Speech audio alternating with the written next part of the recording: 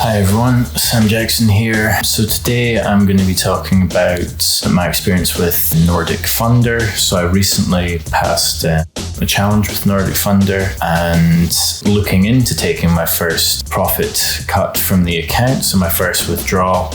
I discovered a few things that are pretty important to know about the firm.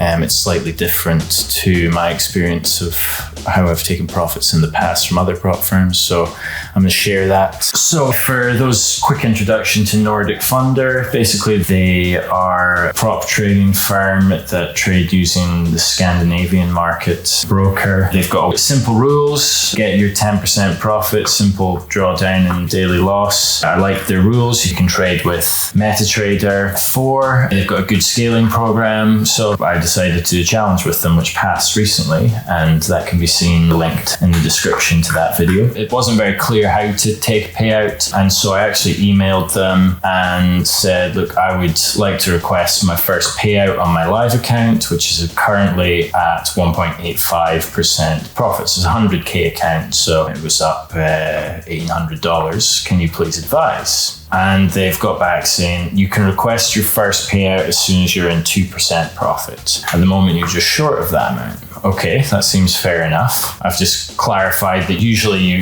want to close all your positions. So there's a bit of a turnaround time where you have to have closed positions. So you want to time when, you want to consider how to best to time when you take a profit, because your account's not going to be trading usually for about 48 hours. Yes, the trades need to be closed to complete the request and process the payment. Please kindly note that if you choose to withdraw early, your trailing will be locked to your starting balance. So I'm not used to that, and I'll explain that further. Our program is tailored and suited towards scaling up, so it's more beneficial for traders to keep trading until they hit the 10%. Okay, so if we have a look at the rules, Nordic Funder profit share and payouts, right? So they have everything's clear here. Everyone should have a look at all the rules. Usually I focus on the actual programming rules rather than afterwards, to be honest. So I mean, that's a learning. However, understanding Nordic Funder profit share and payouts, I'll click on that. Now, if we go down here, what we can see is what happens after a withdrawal. We want to give traders as much autonomy as possible, which is why you have the flexibility to request a profit share payout at any time. Okay, other than you need to make 2% first, but at any time essentially. However, if you feel like it's a good time to get paid, please consider how withdrawing funds from the trading account affects your risk management under our rules. And there's two ways, and basically the conclusion I've made from this, it's as said in this email, the program is very much tailored towards scaling. So really it's very unbeneficial to take out profits in any less than every time the account scales. So every time you hit 10%, they will close your account, pay you your profit cut, and open another account on the next scaling program. And that is by far the best way to trade Nordic Funder, because what's going to happen here is your daily loss limit. So it says, suppose you have a 100,000 funded account and it makes 8,000. So your balance is up. You're very nearly at that 10%. And so it's saying you can request a full or partial payout of your profit. However, it's important to note that withdrawing funds from the account will trigger risk management rules. And so basically, because the daily loss rule is 5%, it's basically saying that if you withdraw, your equity is going to fall. And if you withdraw enough, your equity is actually going to fall and breach that daily loss rule. So it's saying, therefore, in this case, a withdrawal over 5,400 would result in a breach. So it doesn't really make sense to be withdrawing much. And even if you didn't withdraw that much, even if you only withdraw a few thousand, well, you've still ate into your daily loss. So let's say you've set your risk all well and stuff like that. Well, if you've got an allowable daily loss of 5,400 and you withdraw 4,000, well, you've not breached that yet, but maybe you have a really bad day following that and suddenly it goes down. So, I mean, it doesn't make sense from this rule alone to be withdrawing much at all. And then even more so,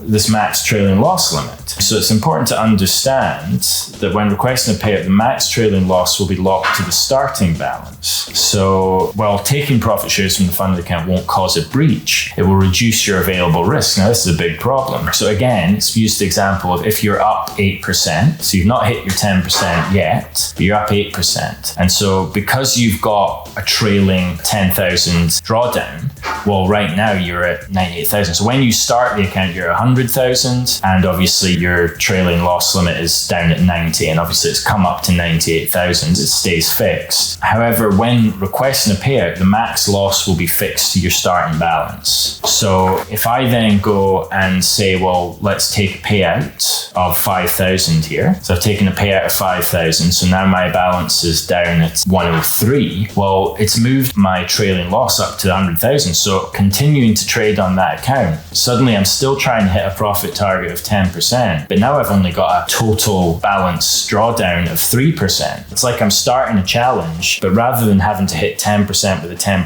drawdown, suddenly I'm having to hit 10% with a 3% drawdown. And so making sure that my risk is set properly, I've got to much reduce my lot sizes in order to feel safer that I'm not going to hit that 3%. So then it's going to take me 3 times at least to reach that 10%, assuming all goes well with trading. So with these 2 rules in place, this is not typical, the way of withdrawing funds affecting your risk management. For example, I was to use FTUK or the 5%ers.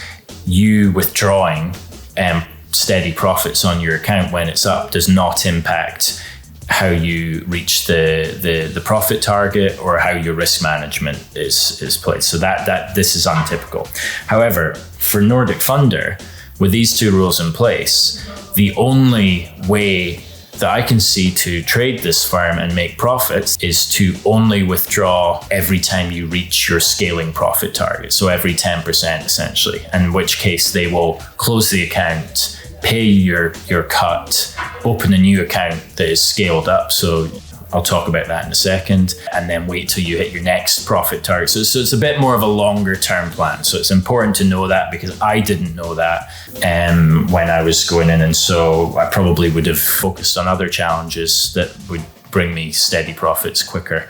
But it's not that it's an legitimate firm. It's nothing like that. It's just these rules are very much tailored to long-term scaling. So it's important to know that. The other thing, just to kind of show the scaling programs, and you can see that it very much is around the scaling. You can see their programs here. They've got the 25,000, the 50,000, 100,000, 200, 400. And in terms of cost, you're pretty much paying for the ability to scale in a sooner time. And you can see that very much between the 100 and the 200,000, right? So if I have a look at the cost, let's have a look at the 100,000 account. You get 100,000 of capital and it costs 750, right? Without add-ons.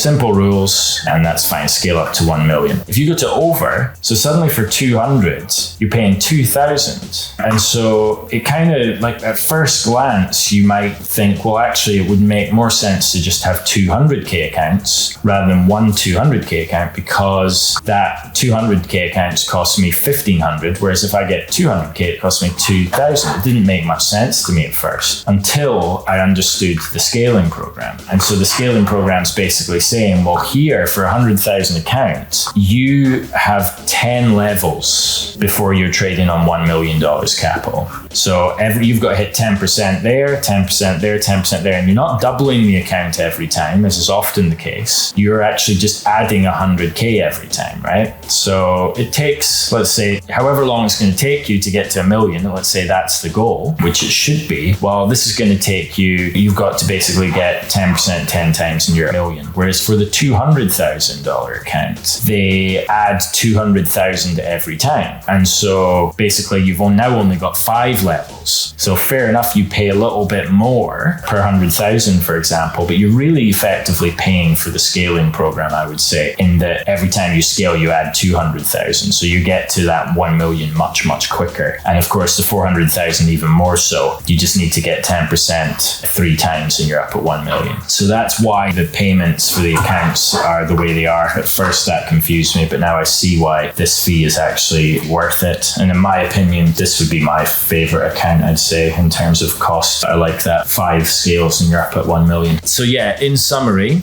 Nordic Funder, in my opinion, is a legitimate prop firm with good, simple trading rules and a very desirable scaling plan. However, it's important to know that it's more of a long-term prop firm rather than being able to take continual kind of small profit payments as you trade. If you're getting 10% consistently over time, that's not really something that happens super fast. So that can be many, many months to get 10% if you're doing it continually. And so you're looking to, for this prop firm, only take profits when you hit those 10%. So it's important to know that. If you like this content, please hit the like button and subscribe for future content. I'll see you in future videos.